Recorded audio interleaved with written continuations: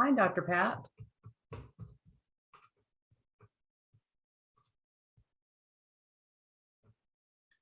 Hello there. How are How are you? you?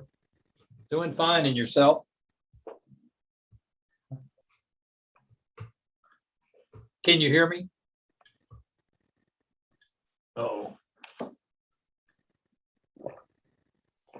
test, test. Hi there, Mike. Can you hear me now? Oh, can you hear me? I switched microphones. I can hear you now. Okay, good. That's How are great. you? I'm good. How are you today? Just busy. Yeah. Yeah. And that's so true. Lord. Yeah, it is. So what do you teach for us? Right now, so I haven't been with you all that long. I teach program evaluation and assessment, and in the spring I'm going to do a qualitative research course in the doctoral program. That's fantastic. That's great. Yeah, that qualitative course is really well written. I took that course now. It was like 2 or 3 years ago. They probably changed it up, but I took that course. Where are you located? I'm down in actually Kingwood, Texas, a suburb of Houston, and I'm a principal of a STEM magnet high school in Conroe Independent School District. Oh, that's awesome. How do you have time to teach for us? I also do a little bit of work for UT at MD Anderson, Oh my goodness. and now and then for the University of St. Thomas. But I will say this, man, your doctoral program, the course materials are excellent. They're Oh, really good, well put together. that's a blessing. We don't have anything to compare to except for hiring the great people that have written the courses. So it's part of that. Hi, Linda. I see you're here. How you doing? I'm good. How are you? Where are you joining us from? Fayetteville, North, Oh my good. Fayetteville, North Carolina, Fayetteville State University. Oh my goodness, a long way away. Yeah, pretty good piece away. And just trying to do final exams. So will you all just please excuse me not turning the camera on. I don't do it all the time anyway, but I'm trying to multitask here. But I'm excited about the training and the workshop. We hear you. We know that everybody's just trying to get in while we can, and it can be real busy. Kathy Carroll just joined us. Kathy is one of our program directors here at ACU Online. She is in charge of health and human services, and she works in the undergrad. And y'all may know this, Mike and Linda, but about a year ago, or was it a year and a half, Kathy? We kicked off 10 new undergraduate programs. Yeah. So Kathy and I have been writing our undergraduate programs quite a bit that's what we've spent our time doing the last year and a half. I believe that it takes so much coursework to support undergrads. It really does. Yeah. Yes.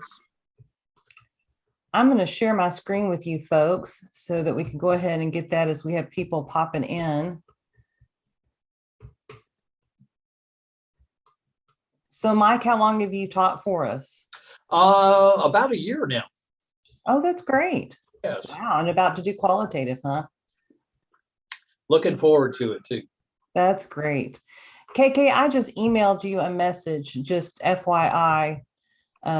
Just double check that message because I didn't want you to freak out if you started seeing the stuff. Well, hi there, Miss Ann. How are you? You have to probably unmute. Sorry, I was muted. I'm good. Good to see you. Ann is one of my instructors in our communication program. She's going to be teaching small group communication for us this next term. And a very talented young lady. I was in the drive-through today at McDonald's, and the lady said, "Here you are, young lady. Here's your buy Diet Coke, Kathy." And I was like, "Thanks for calling me young." I was just going to say that, Dina, you're not allowed to call me a young lady. It's so fun. That's so great. KK, how are you today? I'm wonderful. How are you? I mean, good, thank after you. being called young, that's a great way to start the day. Amen. Praise the Lord. Yes, that's so true. So good to see everybody joining us. We'll give everybody until about noon, make sure we have everybody here before we start. But I see Diane Reed has just joined us, and we have people from all over the nation here. And remind me, are you in DFW? Yep. Mm-hmm. Yeah. Right. Are y'all get 80 degrees today there? We're 80 degrees. Unbelievable. Unbelievable.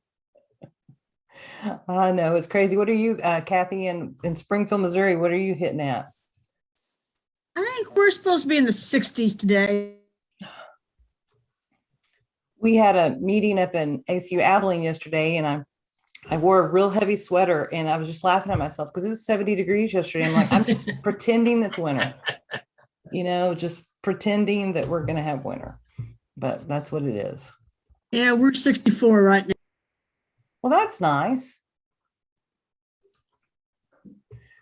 Hi, Dr. Gigi. I see you there. I see that you've logged on. Good to see you. Hi, Megan. Hello, everyone. I love your logo, Dr. Gigi. That's really awesome. Thank you. Thank y'all all for joining us. If y'all would give us about another 3 or 4 minutes, we're going to make sure everybody's logged on before we start.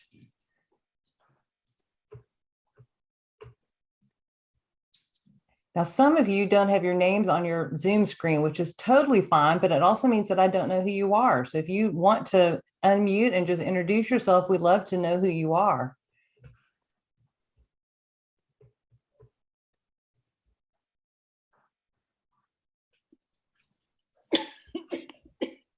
No one's going to take me up on that offer.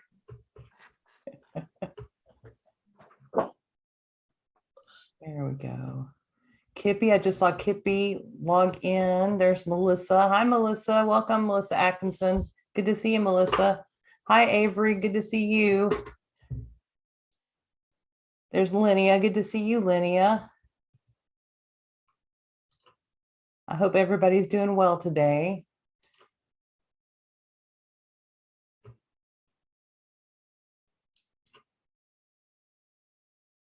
There's Linda Jackson. Thanks for joining us. And Diane Reed. Hi, Dr. Joe Perez. How are you today? Good to see you. Thanks for chatting me. Everybody can't see the chat. Everybody's only allowed to chat me here in our meeting. So, Dr. Perez, where are you joining us from today? From Lakeland, Florida. Well, that's awesome. My goodness, I wish I was in Lakeland, Florida with you. I'm in Abilene, Texas, and it's really dry now. What do you teach for us, Dr. Perez? I'm a dissertation chair. Hopefully, one day I'll teach. I asked to be able to teach, but I haven't heard anything. I know it's going to take some time, but I've been serving as an adjunct chair for a little over a year and a half now. Well, that's fantastic. What's your research area? I do a lot of performance management, DEI, and organizational leadership stuff. Oh, that's great. Well, thank you so much for joining us here at ACU. We certainly appreciate it.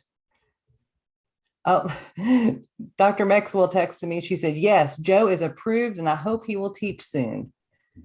So Dr. Maxwell agrees with you. She hopes to get you in as soon as possible. Dr. Hope, how are you today?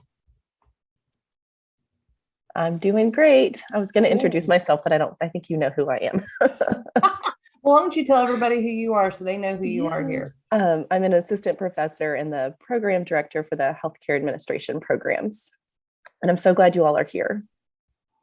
It's like we threw a party and people actually showed up. I'm sorry we're not serving refreshments and drinks, but we're just so excited you're here.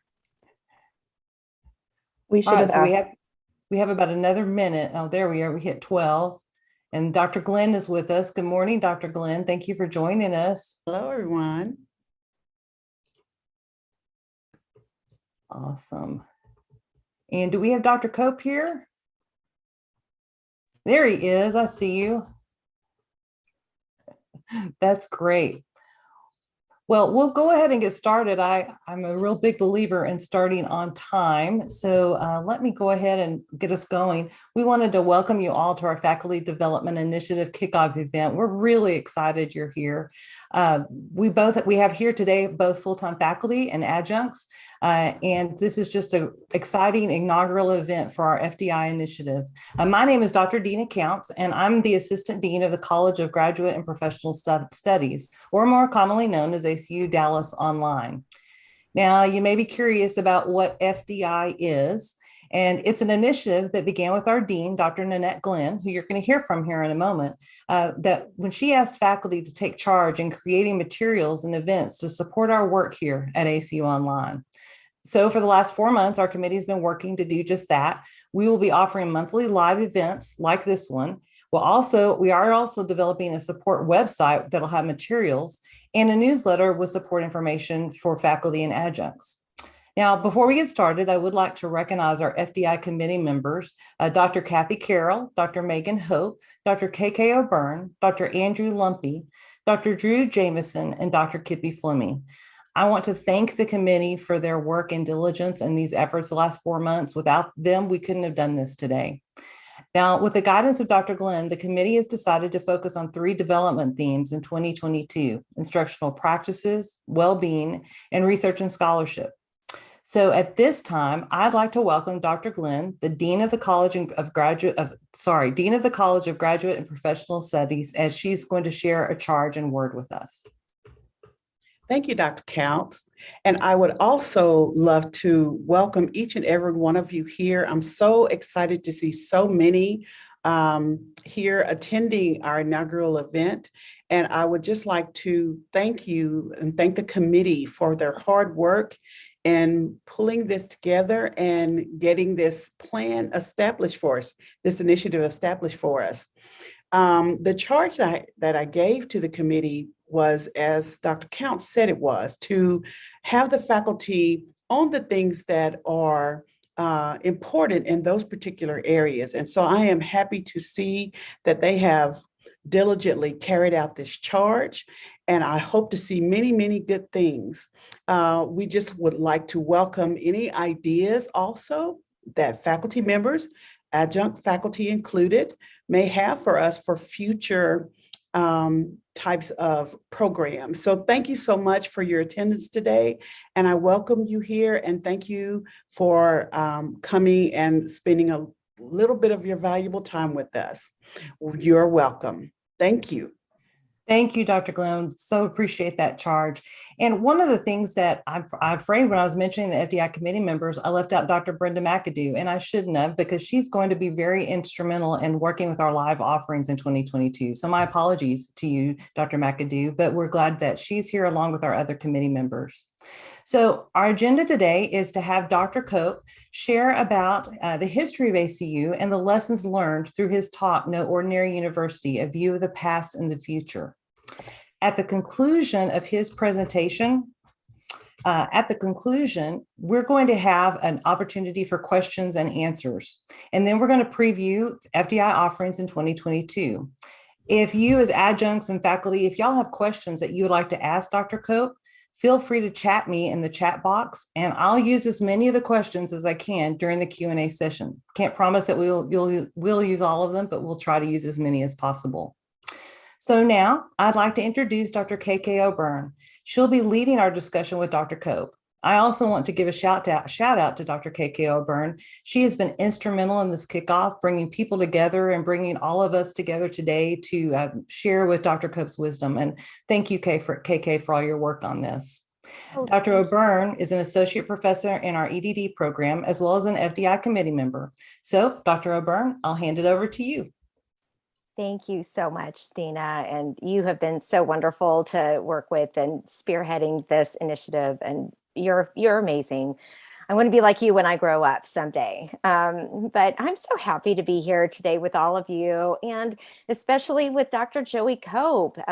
He's our Associate Vice President of Academics at ACU Dallas, as you all know. And you also may know that he's going to retire from the university on May 31st of next year. And although he's really that person who needs no introduction, just so grateful for everything that he has done for us and for the university, that I want to highlight a few of his accomplishments. And I mean it, these are only a few of the amazing things that he's done. So Joey has been at ACU since 1989, and he's served in various roles that tap into his expertise as an attorney and a mediator.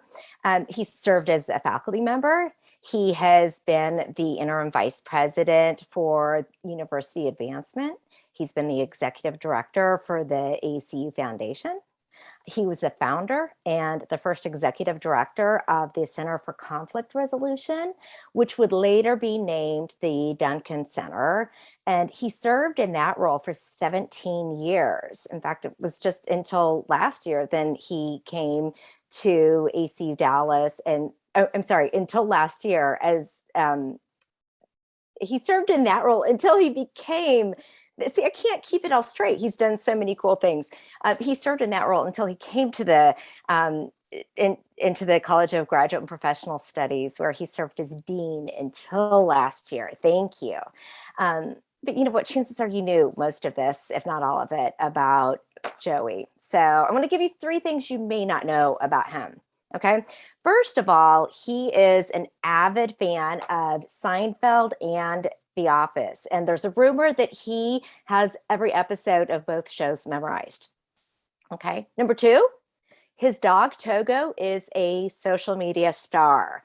And I actually have this plan for Joey and Togo to write a book together. And that's a story for another day. But number 3, this is a big one.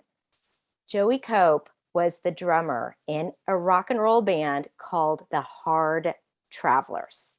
I know. I cannot get any confirmation as to whether or not he had a mullet and whether or not he's still affiliated with this rock band. But I guess it doesn't really matter, because you know what, Joey, you are a rock star in our eyes. You always have been and you always will be. And I'm just so grateful that you're here today with us. You have so much institutional knowledge and wisdom, and you're the perfect person to talk to us about the history of ACU and where we are now and where you see us in the future. And so I'm just going to jump right in and ask you if you'll give us a brief history of ACU and our affiliation with the Church of Christ. Thank you, KK. Yes, love to share some of this. Many of you know this story, or at least parts of this story. And I think that any short history of ACU has to begin with an even shorter history of Churches of Christ, if you're not fully aware of that particular faith community. The Church of Christ emerged really in the late 1700s, early 1800s, as part of the Restoration movement. We've got some biblical studies people on the call here who are going to refute everything I say later on. But this is the broad view of this. The Churches of Christ is a congregationalist movement. It means that there's no central authority for the churches. So every congregation, every local congregation relies on the people in that congregation, along with leadership, who are called elders. And much like other Protestant and Catholic faith traditions, males have been the predominant leaders, although there's a lot of conversation recently about changes in that view. This is kind of funny. I was making notes and I wrote down that the mantra of Churches of Christ would be a certain thing, and then actually we wouldn't have a mantra if you really followed what we are as the Church of Christ. But we often said, as I was growing up, I heard all the time as a young man growing up, is that we speak where the Bible speaks and we're silent where the Bible is silent. And that leads to some very important things about who we are as a faith group, and also the way that ACU is formed, because we take a very special look at Scripture, and we have a very special appreciation for that. So one of the things that's marked ACU and Churches of Christ has been the very real sense that we need to be in the Scripture, that we need to constantly know what God wants us to do, as is expressed in that in that group of books and letters to individuals, especially the New Testament, although churches of Christ have historically seen the Old Testament as an important context in teaching as well.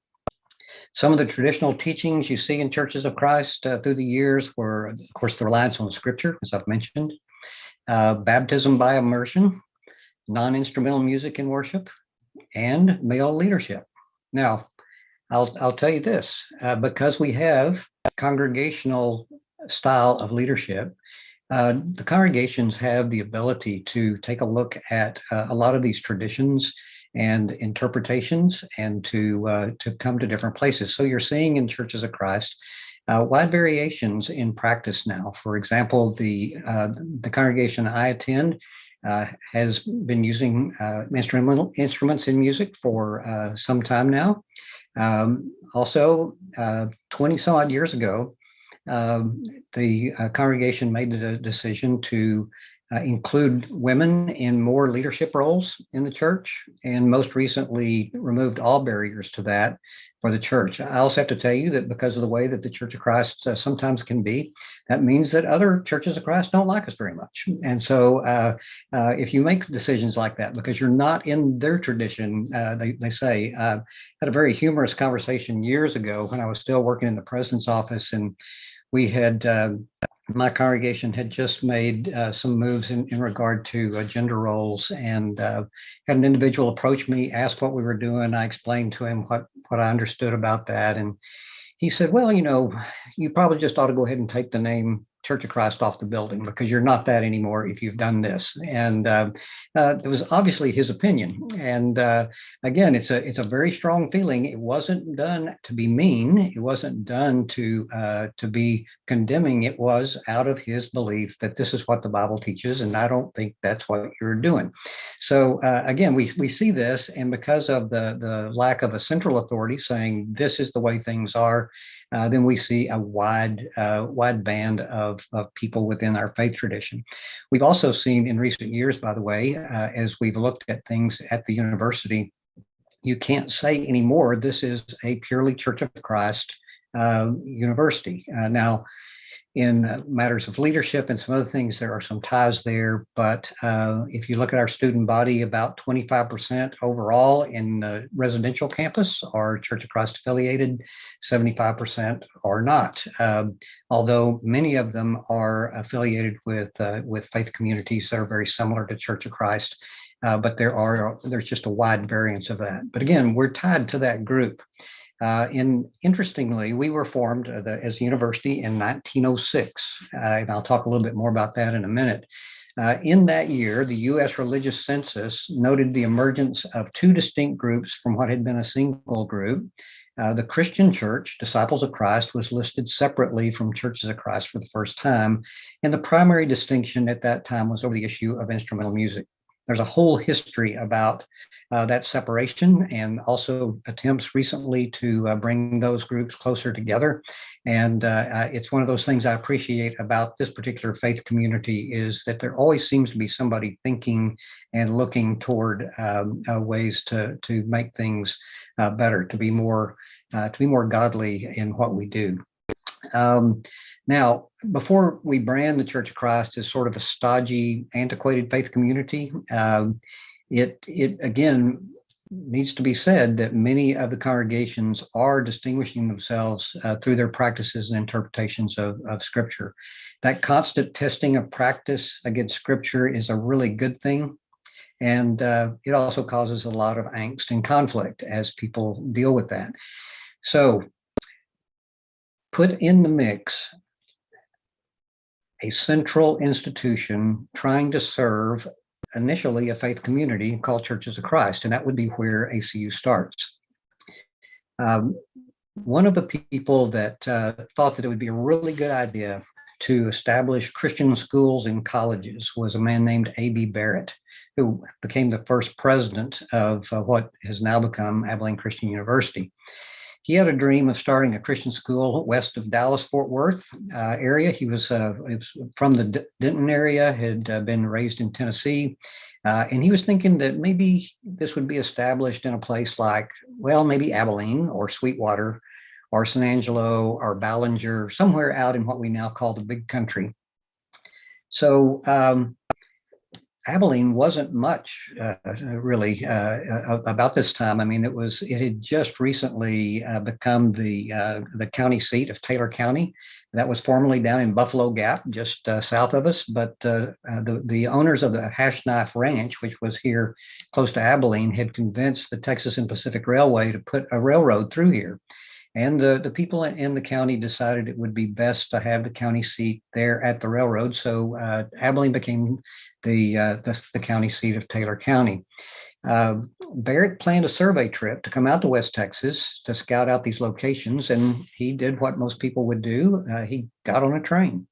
And because it was a long trip, he booked a berth car. I don't know exactly what they call them. I've never ridden much on trains, but anyway, he had a place to sleep on the train. And evidently, it was a great ride because he overslept and he missed Abilene. Went right on to Sweetwater, and went ahead and scouted out Sweetwater. He was there, then came back to Abilene, and then later took a side rail car, basically a freight train that they would put some passenger cars behind, down towards San Angelo, Ballinger, down in that area.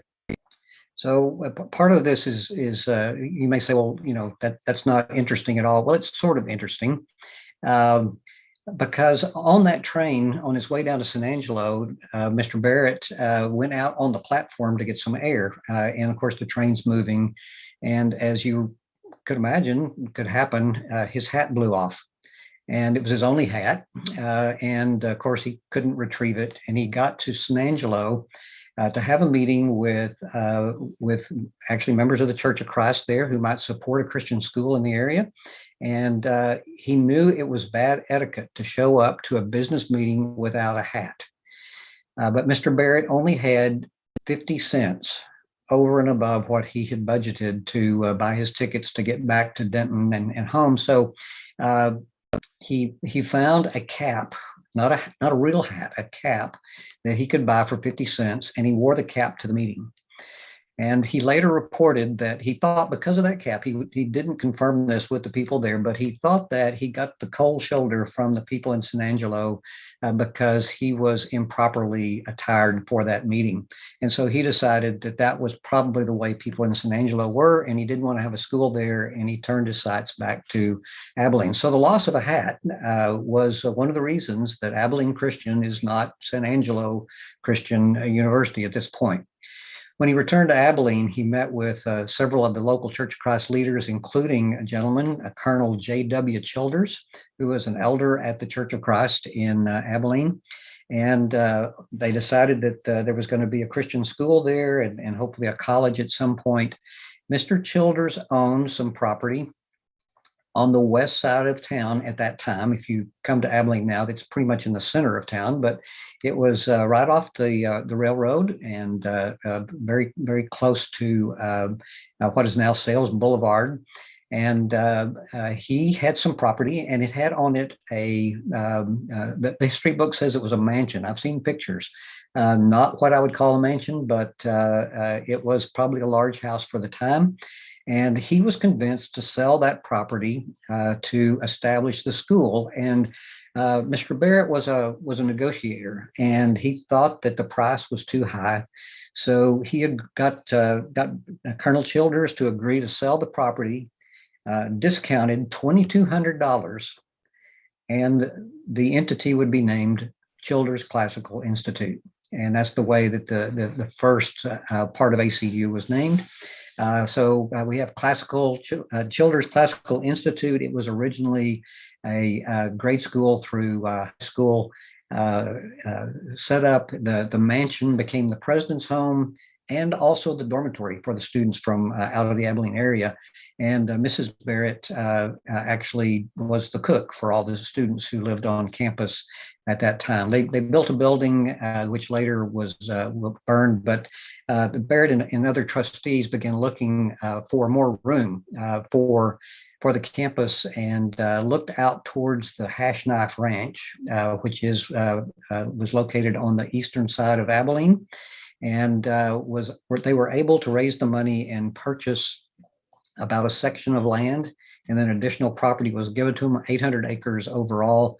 When they moved out there, it just so happened that at the time that happened, there was a really bad fire on the original campus, and the building burned, and they needed to move, so they moved out. They sold some lots around the campus to raise money to build some of those early buildings, and that was the establishment of the campus that you would now see over on the eastern part of ACU, up close to I-20. I live on part of the property that was originally gathered together.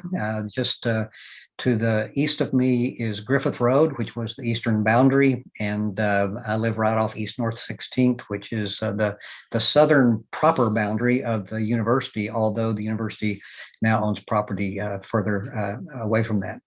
Again, this is a really long answer, but it's a really long history, 100 and some odd years. And so I'm going really fast to get through here, but just want to give you a flavor of where we come from.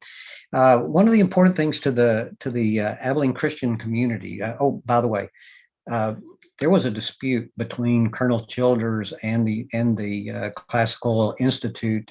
Seems that maybe a payment or two might have been missed on the note that was due. And so Colonel Childers hired lawyers to try to collect that. It was all resolved amicably. I guess it was our early conflict resolution program in motion. But that was settled, but it didn't take a whole lot of doing to rename the entity Abilene Christian College when the time came that they would have a college, and for the Childers Classical Institute name to be retired as we do that. ACU has, through the years, like most institutions that would be formed in a smaller community like Abilene, has suffered through financial times. Of course, 1929, all in that area, we're looking at things like the Great Depression and other difficulties. And at many times there have been people who have stepped forward to take care of the university and to help in a number of ways. That continues to happen in some big ways and small ways today. All matters to us what people do. But even some things that you would find a little bit not out of place, but just a little bit out of the ordinary. For example, there was a time when the university was done. It wasn't the university. The college was in really difficult shape, and it was propped up with money that was loaned and given by the Hardin family. The Hardin family was an ardent Baptist family, and you may know about Hardin Simmons University, which is a Baptist university just down the street from ACU. But so that Hardin family is part of our history. And now, if you are on the main campus, the Hardin Administration Building was named in their honor. They didn't build the building. It was just to memorialize what they did in keeping things moving forward. We've had that happen again and again. Through the years, we have had great leadership, A.B. Barrett being the first president. Dr. Phil Schubert, our current president, is the 11th president. And we've been blessed with some really good people. The 8th president of then ACC, Abilene Christian College, was Don Morris. And it was Don Morris who said, "This is no ordinary college." And of course, my speech is a riff on that, in that I'm talking about this is no ordinary university, but this is no ordinary college. And during this period of time, there were a lot of things going on that needed to be addressed. For example, ACU was strongly segregated, as were a good many higher education institutions. And it was during the time of Don Morris and into John Stevens that we began to see integration of Abilene Christian University. There are some good folks out there. One of our former trustees, Billy Curl, was one of our first African-American students. And there are the stories about some of the students showing up and not being able to get through the registration line because we weren't used to having people, non-whites, enroll at ACC at the time. And there is a story. I don't know if it's true. I looked around to see if I could find verification of it, but of Dr. Morris, out on campus, meeting a couple of African American students who said they were having trouble. They won't let us through the line. And stories that Dr. Morris got up from whatever he was doing or left the conversation he was in and walked back with them into the registration lines and helped those students to be enrolled. 1960s, early 1960s, a gentleman named Carl Spain addressed the ACU lectureship, which is now called ACU Summit, but and it's far different from what it was then. But used to 12,000 people would come to Abilene for these lectureship series, week-long meetings where scholars and preachers would come from all over the United States and the world to speak. And Dr. Spain was a keynote speaker, and he got up and fully addressed the question of what we were doing in segregating and how that was against our Christian beliefs. It was a challenging sermon, really, to that group, but it was a changing point for Abilene Christian University. There's a whole lot of history around that. We now have the Carl Spain Center, which Dr. Jerry Taylor leads. That is a marvelous group that works specifically on diversity issues as it relates not only to the university but to churches as we move forward. There's so much history. There's so many bunny trails for me to go down, but let me keep moving to go forward. I know that KK's got more questions, and so we'll try to get there. Are we doing all right, KK? We're doing great. Thank you so much. There is so much rich history, and it's those stories about A.B. Bear and that his hat being blown away, and all of it that is so fascinating to me.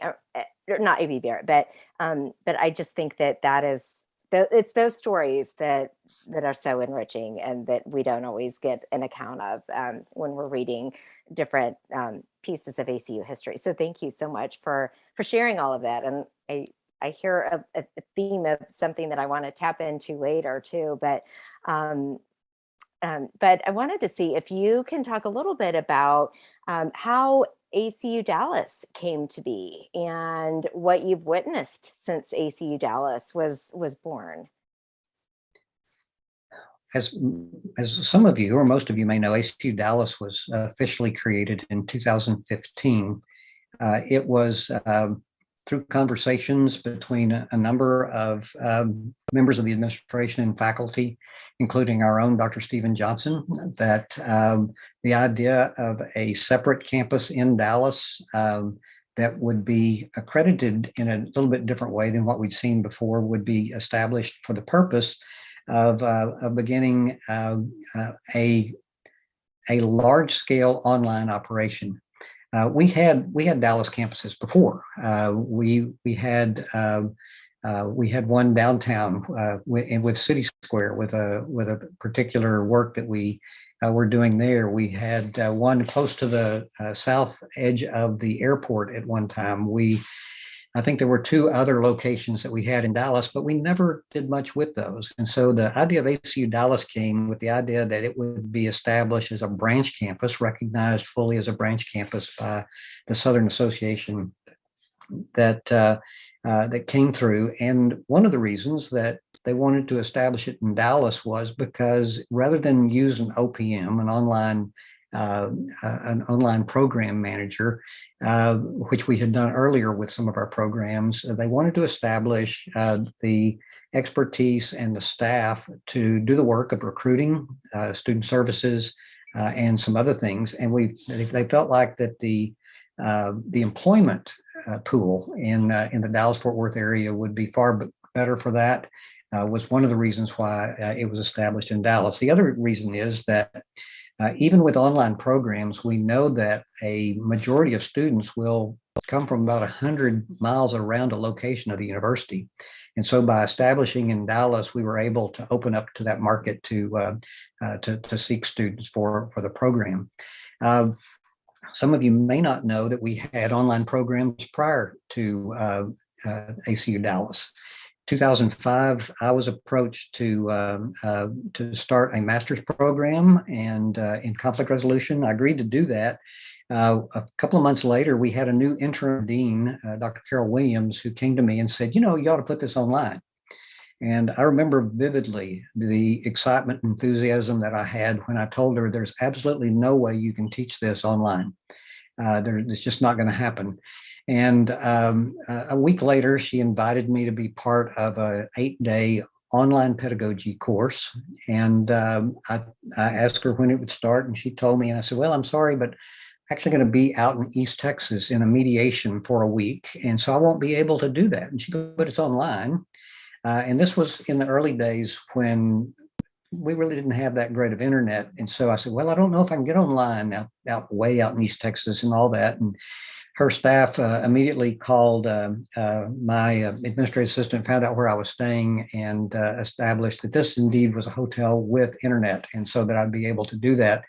And so for about 4 days out in Tyler, Texas, I would come in from a day of mediation, and I would go and I'd open my computer, and I took my first online course. And I came out of that thinking, yeah, you can teach a lot of things online, and there are a lot of things that can be done there. And so I became somewhat of a believer. I thought we could get there, but this was before we knew a lot about online. People were doing online, but we hadn't done any at ACU. And so I was fortunate that ACU invested in an online shop on campus. Dr. Gary Tucker worked with Dr. Williams, and was really our first instructional design. We had a team of people. We had media folks. We had a lot of resources to start with. And roughly a month after I told Dr. Williams that I didn't think we could teach this online, I was developing the first course for ACU Online, the negotiation class. Frustrating class, frustrating development, because Dr. Tucker would come over twice a week and sit with me for 2 hours and ask me to boil the class down to what really needed to be taught. I showed him the residential syllabus, and it just kept on getting boiled down. And I realized that online gives us opportunities to get right to the point in our classes, and to focus students in a way that sometimes is difficult even in residential classes, because of just the nature of folks wandering in off of the campus and all sitting down together. They're not always in the same place. But we brought over the programs that we had originally, which were the conflict resolution master's degree and certificate, the organizational development degree.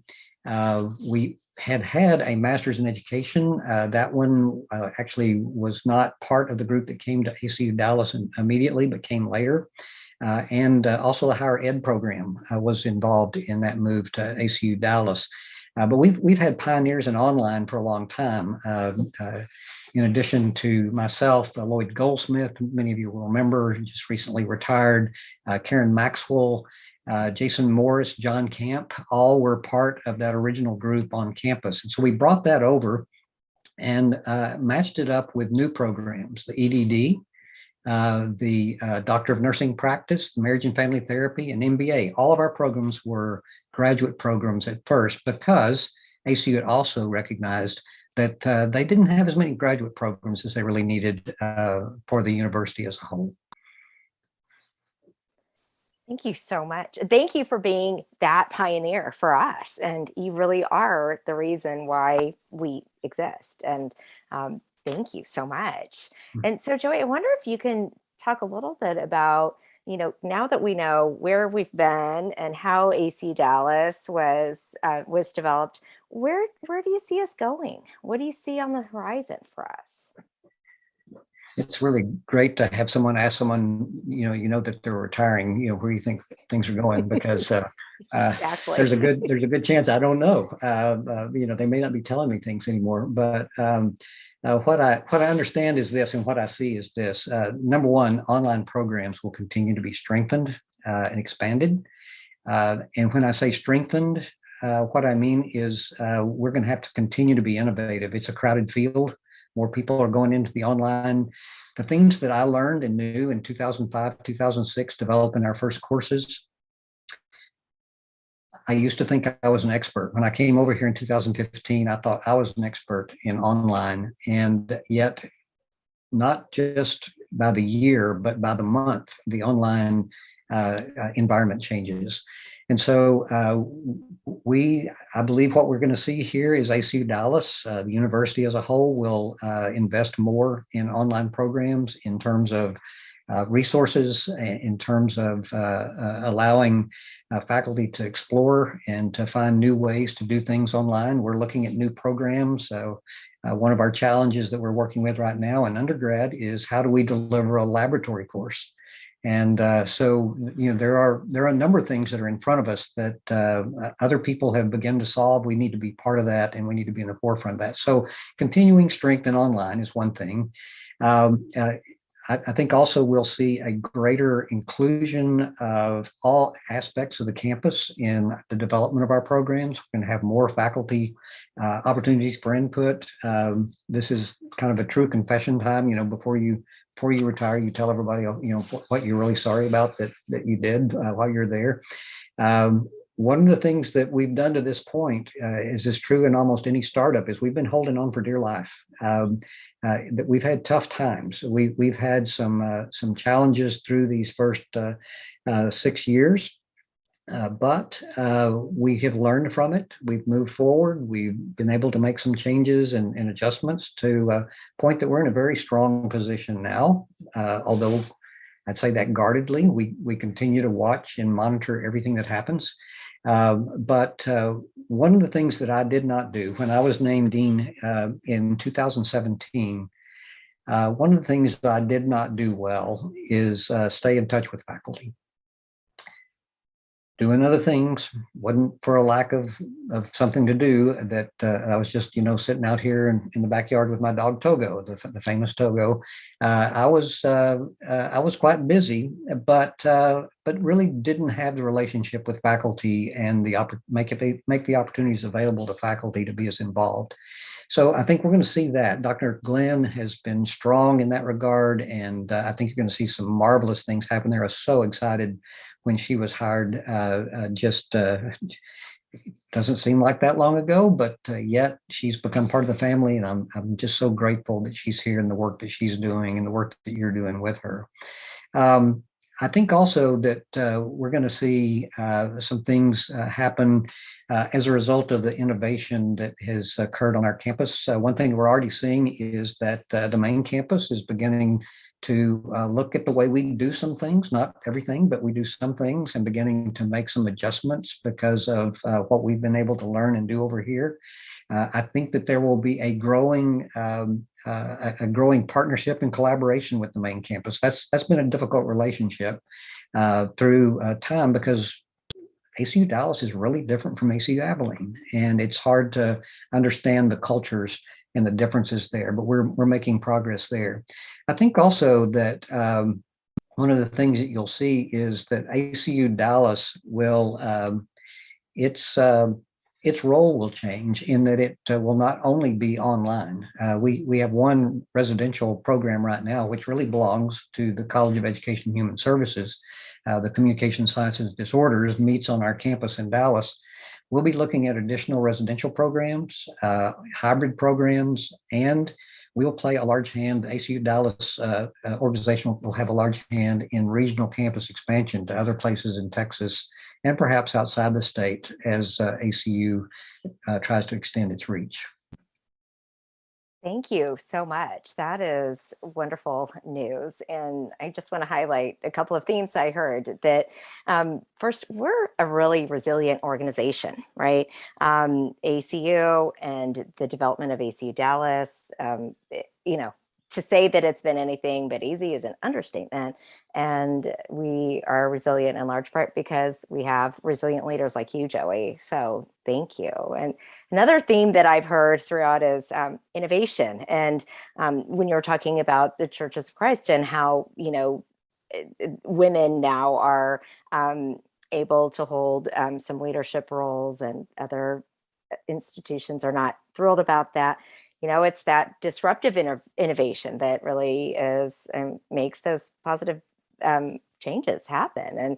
And I've heard you talk about disruptive innovation in faculty members. And tell us a little bit more about the role of faculty members and disruptive innovation and what you mean by that.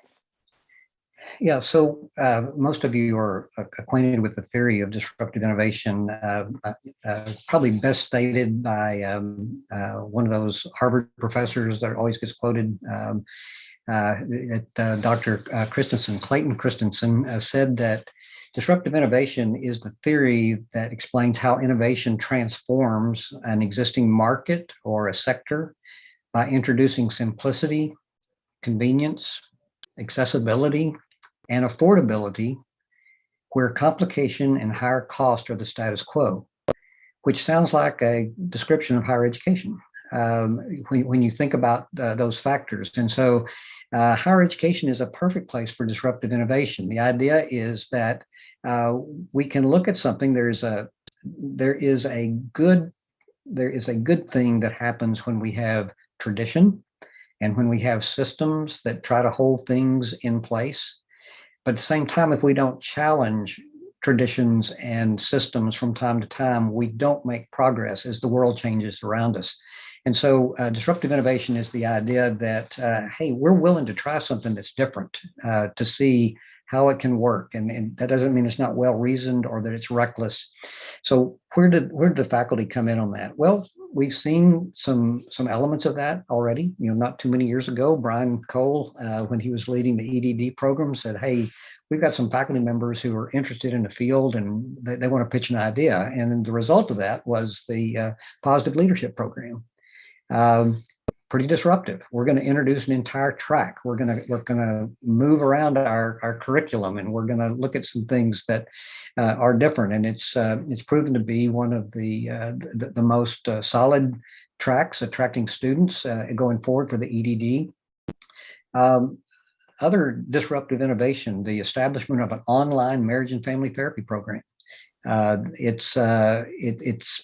It's a remarkable program, and it's doing some really great things, but it has to work around some elements that a residential program does not have to work around. For example, having students go through their internship. How do you do that remotely when they may not be not only just in the city where you are, but they may not be in the state where you are, and in some cases not even in the same country? How do you develop those things to have that happen? How do we address other challenges that we have? We have a brand new precision medicine program that is one of the few in the United States in an area that is rapidly going to rapidly take over healthcare. How do we address that and work with the people that are experts in that field? Because one of the amusing things in that particular area was that the first subject matter experts establishing the courses in the very first course, we asked, well, what textbook do you want to use? And he looked around on the Zoom call and said, well, the closest one we have is about 6 years out of date because of the work that's being done in precision medicine. And so work had to be done to find ways to bring the material to the students that was timely. We see that in a number of areas, but to do that, we have to have people say, wait a minute, what can I do to make this work? We were somewhat disruptive back in 2005, 2006, because we were told by a lot of people, you can't teach online. You can't replicate what ACU is online. Yet we did, because we found ways to deliver our unique Christian education and to talk about the things that were there. So faculty need to be in a position to bring new ideas to the table. I think that what we're going to be seeing is you're going to be seeing more invitations to come and present ideas and to explore about how things could happen. There's going to be more research on our campus and help with that, and that will bring disruptive innovation as well. I would urge to say, though, that disruptive innovation works in a system that has a good, solid basis. Disruption for disruption's sake will not be helpful. And so one of the ways I distinguish disruption from disruptive innovation is that disruptive innovation happens on a sound system that allows for mistakes, where you can make a mistake, but you can still recover. Disruption is where you go out without any support and try to do something that you don't know anything about.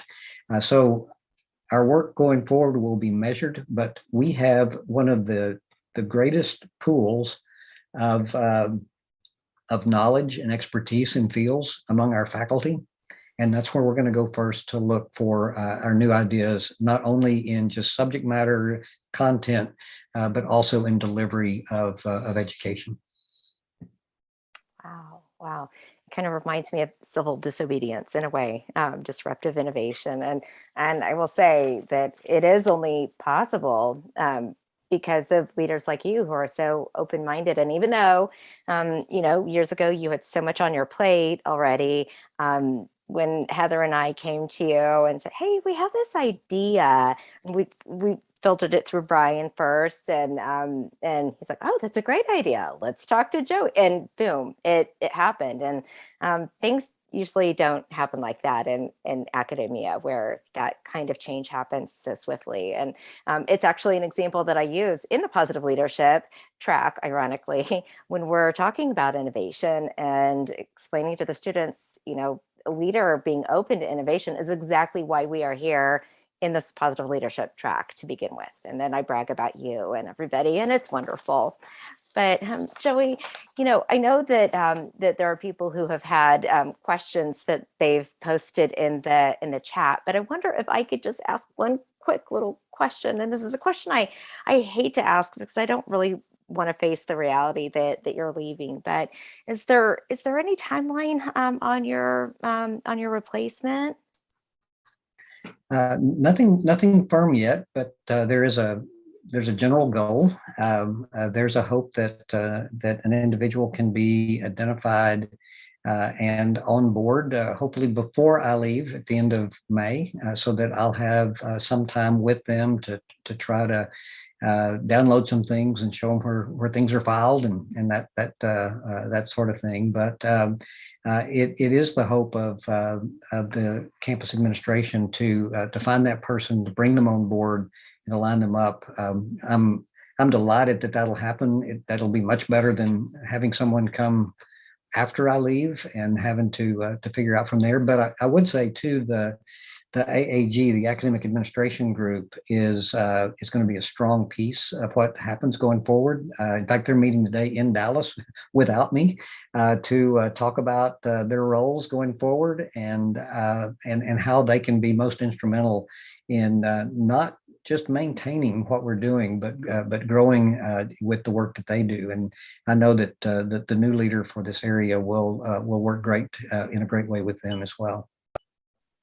Oh, thank you. And Joey, thank you so much for sharing your wisdom and your insights with us today. And I know that there are people who have questions to ask, and I'll hand it over to Dr. Counts to facilitate that. Well, actually, we didn't have any questions. No one has sent me any. So, Joy, we do appreciate your time today, but I'm going to go ahead and transition to Dr. Hope. I know we're getting close to the 1 o'clock hour, and we don't want anybody to log off before they hear about what's happening in 2022. So let me introduce you to Dr. Megan Hope, and she's going to share with you about what's coming with FDI. Thank you so much, Dr. Counts. And thank you, Dr. Cope, for sharing your insights and your vision for the future with us. I can say that when we were brainstorming ideas for our Faculty Development Initiative inaugural speaker, our committee unanimously expressed enthusiasm in hearing your perspectives throughout your career here at ACU. So thank you. And thank you to all of you for attending today. And please be on the lookout for more information in the months and weeks ahead. As Dr. Counts mentioned, in 2022, we will be focusing on 3 themes: instructional practices, self-care, and research and scholarship. We will be hosting 1 live event on the 2nd Thursday of each month at noon Central Standard Time. Please also be on the lookout for monthly newsletters and information about our website, which will be launching soon. In January, we will hear from 3 EDD students in the positive leadership track, which I've loved hearing about today. Alex Widener, Matt Daniel, and Jordan Tate, known as the Posit Trio, will share with us how positive emotions, High quality connections and resilience overlap and complement each other. In addition to sharing what the research says on these topics, this trio tells the story of how they are experiencing the upward spiral through their budding friendship. And in February, we will hear from ACU Online's Dr. Linnea Rademacher on the topic of giving quality feedback in online learning to engage diverse learners. Dr. Rademacher received her PhD in curriculum and instruction from the University of Illinois at Urbana-Champaign. She has also taught online and created online courses since 2008 and has published articles and information on feedback and building relationships with students. She and her writing colleague have a book in publication on the intersection of evaluation and action research methodologies for practitioners in order to support just societies. I am confident that we will all gain valuable tools to improve our feedback in the online classroom from Dr. Rademacher's presentation. Again, thank you for joining our FDI launch, and we look forward to seeing you all in 2022. I hope you guys have a great afternoon. For coming. Y'all have a great day. Thank you, Dr. Cope. Could the FDI committee stay on? If you're still here, the FDI committee stay on the chat and stay on the meeting. Thank you.